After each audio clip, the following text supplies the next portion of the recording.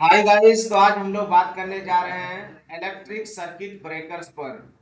Electric circuit breaker आप जानते हैं कि बहुत ही important part of electrical systems होते हैं। तो चलिए फिर शुरू करते हैं सीधे इलेक्ट्रिकल सर्किट ब्रेकर्स की बातचीत। सबसे पहले इलेक्ट्रिकल सर्किट ब्रेकर्स जो है उसका डिफिनेशन क्या है, उसका मतलब क्या है, सबसे पहले हम उसको क्या करेंगे, बताएंगे।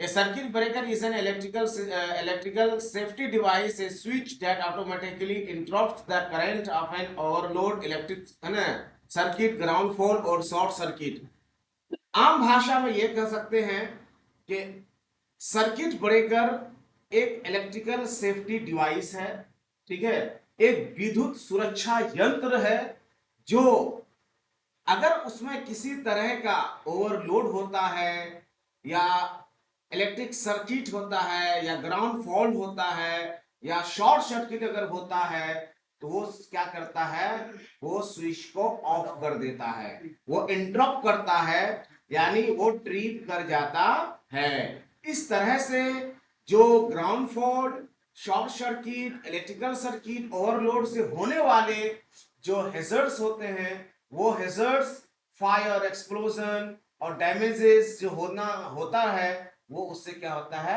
बच जाता है। आइए बात करेंगे कि circuit breaker strip shut off current flow after protective release detect a fault.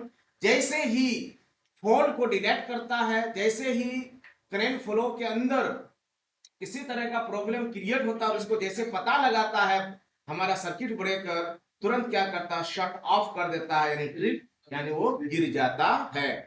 Primarily the circuit breakers are used for switching है ना of different kinds of load in industries.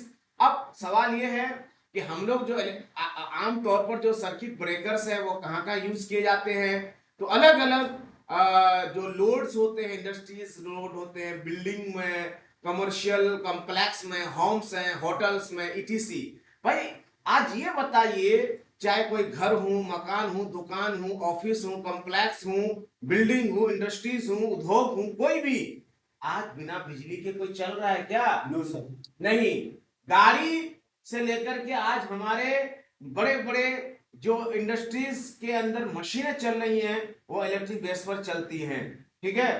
तो वहां आपका ओवरलोड होने का, इलेक्ट्रिकल सर्किट होने का, ground fall होने का, शॉर्ट सर्किट होने का चांसेस बना होता है। और आपको पता है इलेक्ट्रिकल फायर बहुत ही भयानक होता है। इलेक्ट्रिक खुद जलता तो नहीं है, लेकिन जिसके थ्रू वो कंडक्ट करता है वो या तो सॉलिड के रूप में होता है, मेटल के रूप में होता है, या उसके आसपास जो भी मटेरियल्स होते हैं उसमें वो आग लगाने में क्या करता है, मदद करता है। तो ये भी आपको जानना जरूरी है। Unlike a fuse which operates once and then must be replace. और जो हम लोग फ्यूज लगाते हैं, फ्यूज उतना तो इफेक्टिव होता भी नहीं है। दूसरी बात, फ्यूज जब उड़ जाता है तो हमको फ्यूज को फिर से क्या करना पड़ता है, दोबारा लगाना पड़ता है, रिप्लेस करना पड़ता है। लेकिन जो हमारा सर्किट ब्रेकर होता है कैन बी रीसेट, उसको रीसेट किया जाता है आइदर मैनुअली और automatically to resume normal operation, ठीक है। उसको फिर से रिज्यूम करने के लिए, दोबारा फिर से उसको काम में लाने के लिए हम लोग उसको मैनुअली या ऑटोमेटिक क्या होता है वो रीसेट कर दिया जाता है, या जो बटन ट्रिप होता है उसको उठा दिया जाता है और वो ऑटोमेटिक क्या होता है, सेट हो जाता है, ठीक है। यहाँ मैंने कुछ आपको इमेजेस दिखाने की कोशिश किया है, इसके टाइप्स वगैरह क्या है, कैसे हैं, तो आप इसको देख करके नॉलेज ले सकते हैं। और ये देखिए किस तरह से इसका मैकेनिज्म होता है, पार्ट्स के क्या नाम्स होते हैं, कौन सा मैकेनिज्म कैसे काम करता है, क्या है। तो ये बहुत ही डीप है, बट मैंने अपना इस पर लगा दिया है ताकि जो लोग इंटरेस्टेड होंगे तो आप आराम से इसको देख सकते हैं। वीडियो क्योंकि बहुत लंबा हो जाएगा, इसीलिए मैं इसको ओवरलुक कर रहा हूं। आगे अब हम लोग बढ़ते हैं और जानना चाहते हैं कि why is need of electric circuit breaker in electrical system. यानी हमारे जितने भी इलेक्ट्रिकल सिस्टम्स हैं उसमें आखिर इलेक्ट्रिकल सर्किट ब्रेकर की क्यों जरूरत होती है, क्यों आवश्यकता होती है। कोई चीज की अगर जरूरत ना हो तो क्या हम उसको लगाएंगे?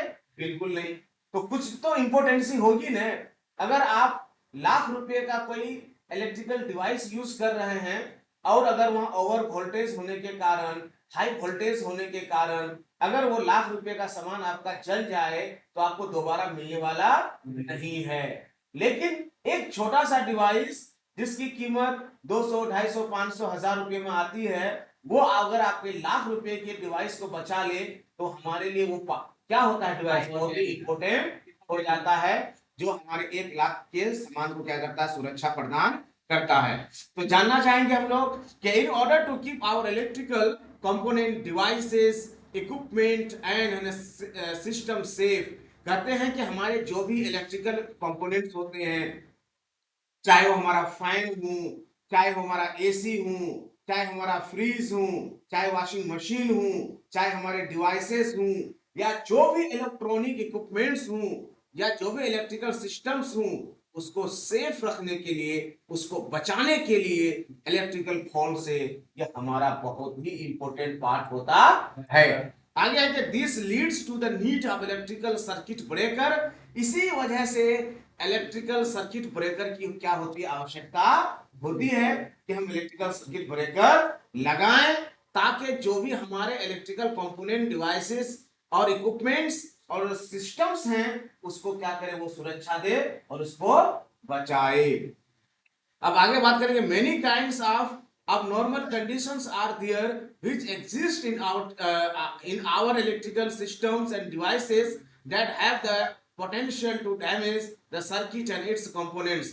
आप सब जानते हैं कि जो इलेक्ट्रिकल की कंडीशन होती है वो कभी कभी क्या होती है, abnormal होती रहती है, इसको फ्लक्चुएट होना क्या कहते हैं, यानी कभी कभी हाई वोल्टेज हो जाना, कभी लो वोल्टेज हो जाना, जिसकी वजह से हमारे जो इलेक्ट्रिकल सिस्टम्स हैं या जो हमारे डिवाइसेस हैं उसके डैमेज होने का, उसके क्षति होने का या उसका फायर एंड एक्सप्लोजन का चांसेस बन जाता है।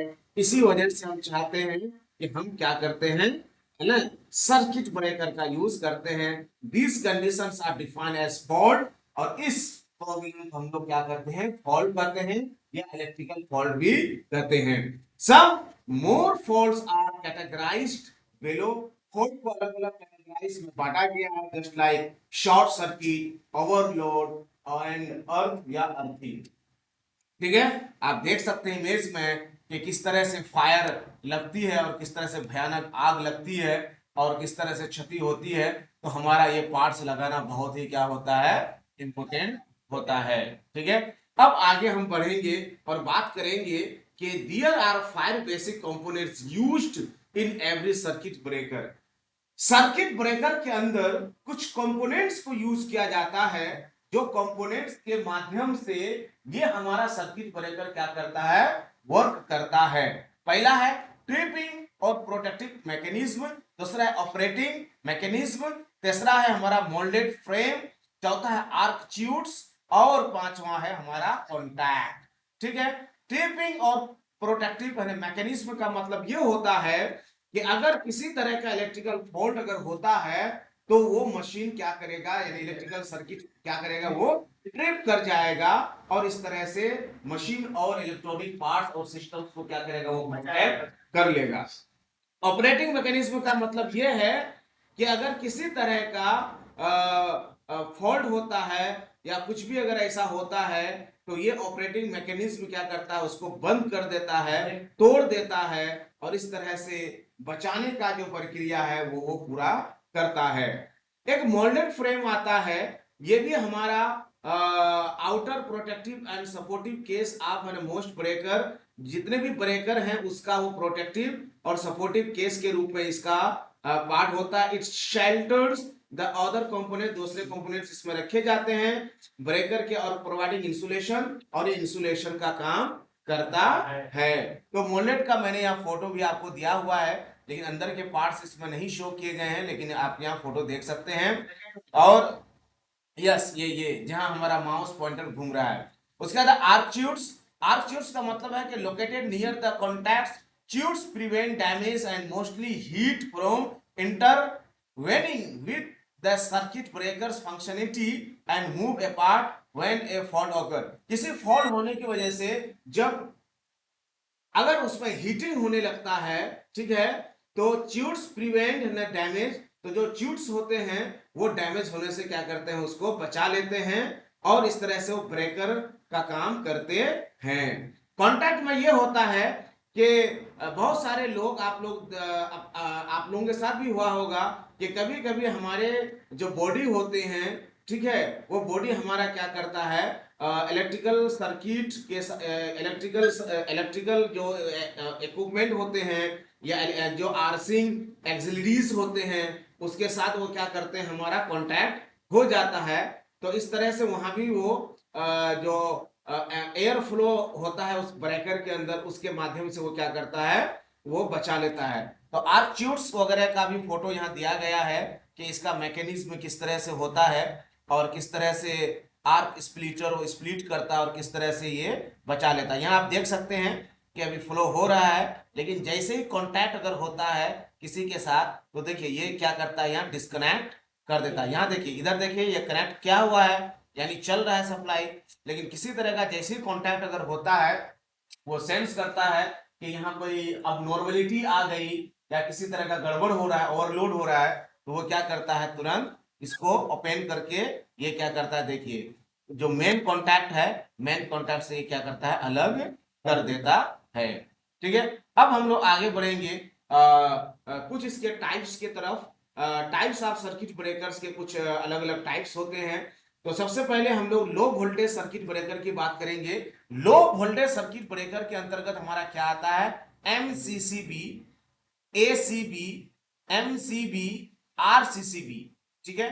फिर एक आता है आपका मीडियम वोल्टेज है ना circuit breakers, SF6 vacuum circuit breakers. उसके बाद है आपका high voltage circuit breakers. High voltage circuit breakers में आपका आ जाएगा VCB, SF6, OCB, ABCB, ठीक है। अब हम लोग बात करेंगे कि कितना वोल्टेज को हम लोग लो कैटेगरी में रखेंगे और उससे ज्यादा वोल्टेज को हम लोग हाई कैटेगरी में रखेंगे। आप यहां ध्यान से देखिए, आप यहां देख सकते हैं कि हमारा 1 kV से लेकर के 69 kV तक ये हमें मीडियम या लो लेवल कैटेगरी में इसको हम लोग क्या करते हैं, रखते हैं, यानी मीडियम कैटेगरी में रखते हैं। 1 kV से लेकर के 69 kV तक, याद रखिएगा। और 69 kV से लेकर के 230 kV या उससे एबोव जो होता है हाई वोल्टेज कैटेगरी में रखा जाता है। Circuit breakers operating in this voltage range are known as the medium and high voltage CB and respectively. और इसी बेसिस पर हम लोग का जो सर्किट ब्रेकर्स होता है उसका नाम रखा जाता है ना, medium and high voltage circuit breaker. CB का मतलब सर्किट ब्रेकर, ठीक है, समझ में आया। ये बहुत ही इंपॉर्टेंट चीज है कि इस हिसाब से हम लोग वोल्टेज को देखेंगे कि किस हिसाब का वोल्टेज जा रहा है और उस हिसाब